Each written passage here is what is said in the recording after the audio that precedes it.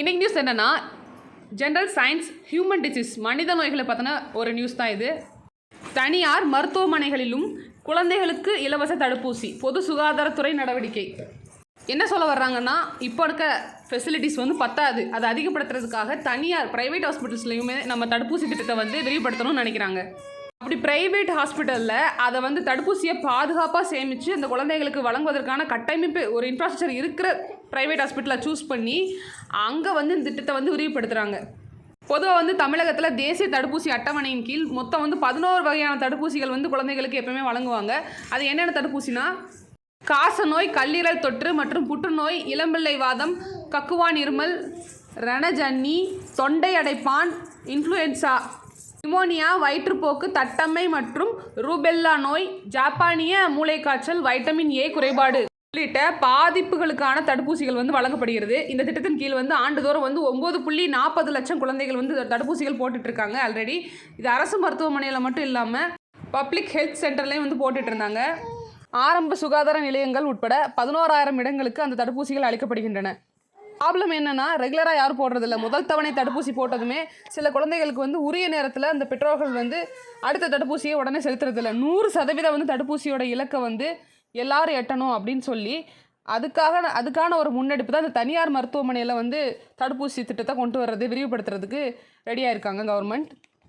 இப்போ எந்த மாவட்டம் வந்து தடுப்பூசியோட செயல்பாட்டில் வந்து பின்தங்கி இருக்குதோ அந்த மாவட்டத்தை கண்டுபிடிச்சி அதை சரி செய்கிறதுக்கான நடவடிக்கையாக வந்து ஃபஸ்ட்டு வந்து என்ன பண்ண போகிறாங்கன்னா, தனியார் மருத்துவமனையில் எல்லா ஃபெசிலிட்டியோடு இருக்கிற ஒரு மருத்துவமனையாக இருந்துச்சுன்னா அதை என்கொயரி பண்ணி ஃபஸ்ட்டு அவங்க விண்ணப்பிக்கணும். நெக்ஸ்ட் வந்து அதை என்கொயரி பண்ணிவிட்டு யார் என்கொயரி பண்ணுவாங்கன்னா, அந்த சுகாதாரத்துறை அதிகாரி வந்து அந்த சம்மந்தப்பட்ட இடத்துக்கு, அந்த சம்மந்தப்பட்ட மருத்துவமனைக்கு போய் எல்லா ஃபெசிலிட்டி இருக்கான்னு, அந்த கட்டமைப்பு வசதிகள் இருக்கான்னு பார்த்துட்டு அவருக்கு திருப்தி ஏற்பட்டால் திருப்தி ஏற்படுத்துகிற விதமாக இருக்கணும். அப்படி இருந்தால் மட்டும் இந்த இலவச தடுப்பூசி திட்டத்தை வந்து தனியார் மருத்துவமனையில் வந்து செயல்படுத்த அனுமதிக்கப்படுவாங்க.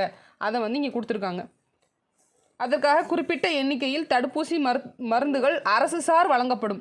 அந்த தடுப்பூசி மருந்துகள் வந்து அரசு சைட்லேருந்து அதை கொடுத்துருவாங்க. அவங்க வந்து ஃபெசிலிட்டி அமைச்சு மக்களுக்கு அதை கொண்டு சேர்க்குறது வேலையாக வந்து தனியார் செயல்படணும். இதுதான் வந்து இதை முறையாக வந்து அவங்க கரெக்டாக வந்து இதை ப்ரொசீட் பண்ணி செயல்பட்டுருக்காங்களான்ற ஆவணங்களையும் அவங்க டாக்குமெண்ட்ஸும் வந்து அந்த தனியார் மருத்துவமனை வந்து கரெக்டாக தான் எல்லாம் செஞ்சிட்ருக்கோம்ன்ற அந்த டாக்குமெண்ட்டை சப்மிட் பண்ணணும் கவர்மெண்ட் கிட்ட. சமச்சீர் புக்கில் இதை பற்றி என்ன கொடுத்துருக்காங்கன்னா, நோய் எதிர்ப்பு திறன் ஊட்டல். Immunization is a process of developing resistance to the infection by administration of antigens or antibodies. அந்த பேரில் அதுக்கான ஆன்சர் இருக்குது. நோயை எதிர்த்து செயல்படுறதா நோய் எதிர்ப்பு திறன் ஊட்டல்னு சொல்கிறாங்க. அது என்னென்னா, ஆன்டிஜென்களோ அல்லது ஆன்டிபாடிஸோ கொடுத்து நோய்க்கு எதிரான தடுப்பினை ஏற்படுத்தும் செயலாகும். தடுப்பு மருந்தினை உடலுக்குள் செலுத்தி நோயினை தடுக்கும் செயல் தடுப்பூசி போடுதல் எனப்படுகிறது. Prevent diseases is called a vaccination சொல்கிறாங்க இங்கிலீஷில். இன்ஃபெக்ஷன் ஸ்ப்ரெட் ஆகிறத கண்ட்ரோல் பண்ணணும்னா எதிர்ப்பு சக்தியை அதிகப்படுத்தணும் அப்படின்றதா சிறந்த வழியாக இருக்குது. இப்போ வந்து ஒரு பெருவாரியான மக்கள் வந்து தடுப்பூசி பயணம் வந்து பெற்றுட்டாங்கன்னு வைங்க, இம்யூனிட்டி அதிகமாகிடுச்சுன்னா மிச்சம் இருக்க பர்சன்ஸ்க்கு அந்த டிசீஸ் வந்து பரவாது இல்லையா? அதுதான் அந்த இம்யூனைசேஷனோட விஷயமே. தமிழ்லேயே அதான் கொடுத்துருக்காங்க. ஒரு சமுதாயத்தினுள் பெரும் பகுதியினர் ஒரு குறிப்பிட்ட நோய்க்கு எதிரான நோய் எதிர்ப்பு சக்தியை வந்து திறனூட்டலை வந்து பெற்றுக்கொண்டால் அதே சமூகத்தில் மற்ற மக்களுக்கும் இந்த நோயானது பரவாது. இதனால் அனைவரும் பயனடைவர். இந்த விஷயமே இதை தான் வந்து தடுப்பூசி மூலமாக எல்லாருக்குமே வந்து கவர்மெண்ட் வந்து வழங்கிக்கிட்டு இருக்காங்க. இப்போ வேக்சின்ஸ் அண்ட் இட்ஸ் டைப்ஸை பற்றி பார்ப்போம். அந்த இங்கிலீஷ் ப்ராவர்பை ஞாபகம் வச்சுக்காங்க. ப்ரிவென்ஷன் இஸ் பெட்டர் தென் க்யூர்னு சொல்லுவாங்க இல்லையா? ஒரு விஷயம் வர்றதுக்கு முன்னாடியே அதை தடுக்கிறது வந்து ரொம்ப ரொம்ப நல்லது. அதுக்காக தான் நம்ம வந்து வர்றதுக்கு முன்னாடியே தடுப்பூசி முறையை வந்து நமக்கு கண்டுபிடிச்சிருக்காங்க. இப்போ வேக்சின்ஸ் அண்ட் இட்ஸ் டைப்ஸில் preparation of living or killed microorganism are their product used for prevention or treatment diseases. இதில் 2 டைப் இருக்குது. லைவ் வேக்சின்ஸ் அண்ட் வந்து கில்டு வேக்சின்ஸ்னு 2 இருக்குது. அதில் லைவ் வேக்சின்ஸ் வந்து பார்த்திங்கன்னா ஒரு லிவிங் ஆர்கானிசம் மூலமாக எடுக்கப்படுறது. The pathogen is weakened and administered. Example வந்து பார்த்தீங்கன்னா BCG vaccine, polio vaccine, oral polio, இது 2 லிவிங் ஆர்கானிசம் மூலமாக எடுக்கப்படுறது, ஆர்கானிசம் மூலமாக கொண்டு வர்றது தான் அப்படின்றத எக்ஸாம்பிள் வந்து என்னென்னு கொடுத்துருக்காங்க. இப்போ கில்டு வேக்சின்ஸ் பார்த்தீங்கன்னா மைக்ரோ ஆர்கானிசம், பாக்டீரியா இல்லை வந்து வைரஸை வந்து கில் பண்ணி அதை வந்து கெமிக்கல் இல்லை ஹீட் பண்ணி கில் பண்ணுவாங்க. அதை இன்ஆக்டிவ் பண்ணி அந்த வைரஸ் வந்து இன்ஆக்டிவ் பண்ணி அதில் வந்து ப்ரிப்பேர் பண்ணி நமக்கு வந்து செலுத்துவாங்க. அது typhoid vaccine, cholera vaccine, pertussis vaccine சொல்கிறாங்க. தமிழில் பார்த்திங்கன்னா உயிருள்ள தடுப்பூசி மருந்துகள், கொல்லப்பட்ட தடுப்பூசி மருந்துகள் 2ஆக சொல்கிறாங்க. இவை வந்து உயிர் வாழும் உயிர்களிலிருந்து தயாரிக்கப்படுகின்றது. இவ்வுயிர்கள் வந்து நோய் பரப்பும் தன்மையை வந்து வலுவிழக்க செய்யப்படும். எடுத்துக்காட்டாக வந்து பிசிஜி தடுப்பூசி, வாய்வழி போலியோ சொட்டு மருந்து, இந்த ரெண்டும் தான் சொல்கிறாங்க மெயினாக. அடுத்து வந்து பார்த்தா கொல்லப்பட்ட தடுப்பூசி மருந்துகள் ஹீட் மூலமாகவோ கெமிக்கல் மூலமாகவோ அப்போ சொன்னோம்ல அதே தான். பாக்டீரியா அல்லது வைரஸ் இது ரெண்டுலேயும் வந்து கொல்லப்படுகிறது. இதன் மூலமாக உருவாக்கப்படும் மருந்துகள் கொல்லப்பட்டது அல்லது செயலிழக்கப்பட்ட தடுப்பூசி மருந்துகள் என்று அழைக்கப்படுகிறது. இவைகளுக்கு ஒரு முதன்மையான ஊட்டமும் மற்ற அதை தொடர்ந்து அடுத்தடுத்து வலுவூட்டமும் வழங்கப்பட வேண்டும். எடுத்துக்காட்டாக டைஃபாய்டு தடுப்பூசி, காலரா தடுப்பூசி, கக்குவான் தடுப்பூசி, இது எல்லாமே அதோட எக்ஸாம்பிள்ஸ். ஃபஸ்ட்டு ஒரு டோஸ் கொடுத்துட்டு அதுக்கப்புறம் அந்த டோஸ் கொடுத்தது வந்து நல்லா ஸ்ட்ராங் ஆகிறதுக்காக அடுத்தடுத்து டோஸ் கொடுத்துட்டே வருவாங்க. அப்போ வந்து இன்னும் அந்த நோயிலேருந்து நம்ம வந்து ரொம்ப இம்யூனிட்டி அதிகப்படுத்திடலாம்.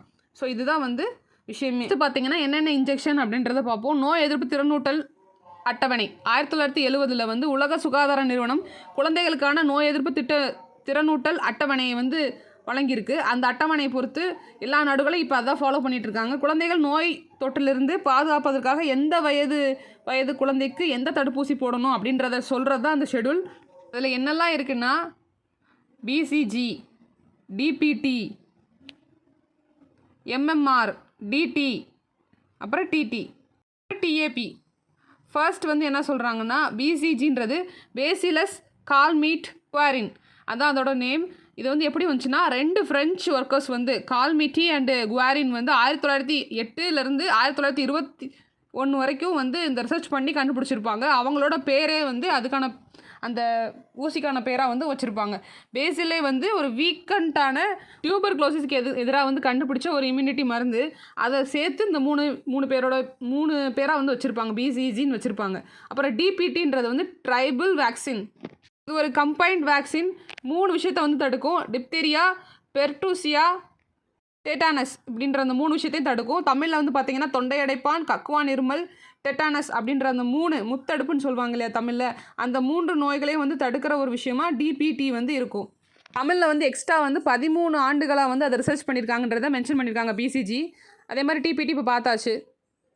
எம்எம்ஆர்னு சொல்லப்படுற மம்ஸ், மியஸ்லஸ் மற்றும் ரூபெல்லா தடுப்பு மருந்துகள், இந்த இதெல்லாம் எம்எம்ஆர் தடுப்பூசியில் வருது. அதுக்கப்புறம் பார்த்திங்கன்னா DT dual antigen or combined antigen சொல்லப்படுறாங்க. ப்ரொடக்ஷன் ஃப்ரம் டிப்தீரியா, அப்புறம் வந்து டெட்டானஸ். டிடி வந்து டாக்ஸிக் ஆஃப் டெட்டானஸ் பாக்டீரியா. தமிழில் வந்து இரட்டை ஆன்டிஜன் அல்லது ஒருங்கிணைந்த ஆன்டிஜன் எனப்படும். இது தொண்டை அடைப்பான் மற்றும் டெட்டானஸ் போன்ற நோய்களுக்கு எதிரான பாதுகாப்பை தருகிறது. டிடி வந்து டெக்டானஸ் டாக்சைடு, இது டெக்டானஸ் பாக்டீரியாவுக்கு நச்சாகும். டிஏபி டைஃபாய்டு, பேராடைஃபாய்டு ஏ மற்றும் பி, இந்த ரெண்டுக்கும் வந்து நோய்க்கான தடுப்பு மருந்தாகும். Combined vaccination for typhoid, paratype A, paratype B. The process of vaccination was introduced by Edward Jenner தான் வந்து இந்த வேக்சினேஷன்ற முறையை கண்டுபிடிச்சிருப்பாரு.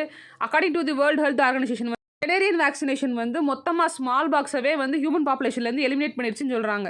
அந்த தடுப்பூசி வந்து பெரியம்மை முற்றிலும் அளிக்கப்படுவதற்கு ஒரு காரணமாக வந்து அமைஞ்சிருக்கு அந்த தடுப்பூசி. ஜென்னரின் தடுப்பூசி ஞாபகம் வச்சுக்காங்க. Louis Pasteur 18th century French chemist and microbiologist, அவர் தான் வந்து இந்த டேர்ம் வேக்சின்றதை வந்து காயின் பண்ணியிருப்பார்.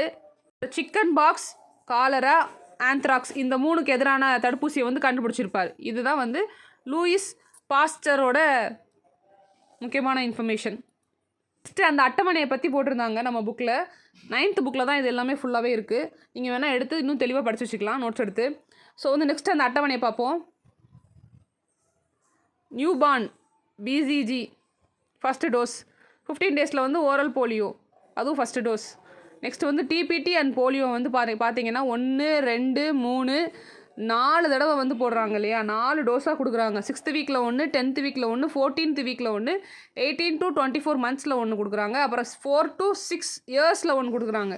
டிபிடி போலியோ வந்து எவ்வளோ முக்கியத்துவம் கொடுத்து அந்த தடுப்பூசி மருந்து வந்து நம்ம தமிழ்நாட்டில் அதிக முக்கியத்துவம் கொடுத்து செலுத்தியிருக்காங்க. இதனால தான் போலியோவை வந்து நம்ம ஃபுல்லாக எரடிகேட் பண்ணிட்டோம்.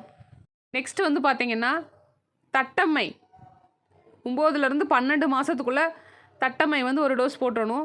மியஸ்லஸ் அப்புறம் வந்து 15வது மாதத்துலேருந்து 2 வருஷத்துக்குள்ளே எம்எம்ஆர் போட்டுறணும். அதுவும் வந்து ஒரு டோஸ் ஃபஸ்ட்டு டோஸ். இந்த 9வது மாதத்துலேருந்து 2 வருஷத்துக்குள்ளே ஒரு பெரிய கேப் விட்டு ஒவ்வொரு மருந்தையும் நம்ம கொடுத்துக்கலாம். ஒரு டோஸ் வந்து நம்ம கொடுக்குற மாதிரி இருக்கும். அடுத்து வந்து பார்த்திங்கன்னா 2 வயசுலேருந்து 3 வயசுக்குள்ளே டிஏபி 2 டோஸ் இருக்கும். 1 மந்த் கேப் விட்டு ஒன்று ஒன்றா போடுவாங்க. அப்புறம் வந்து 4 to 6 இயர்ஸ் வந்து DT and polio second booster. 10th இயரில் வந்து டிடி அண்ட் டிஏபி அது ஒரு டோஸ். அப்புறம் 16th இயரில் வந்து DT and tap second booster. அது வந்து அவ்வளோதான். இதுதான் வந்து இம்யூனைசேஷன் ஷெட்யூல். 16 வருடங்கள் வரைக்கும் நமக்கு வந்து தடுப்பூசி இருக்குது. பிறந்ததுலேருந்து 16 வருஷம் இருக்குது. ஆனால் மேக்ஸிமம் வந்து 1 வயசு 2 வயசுலேயே வந்து தடுப்பூசி நிறுத்திடுவாங்க. அதிகம் யாரும் போட மாட்டாங்க.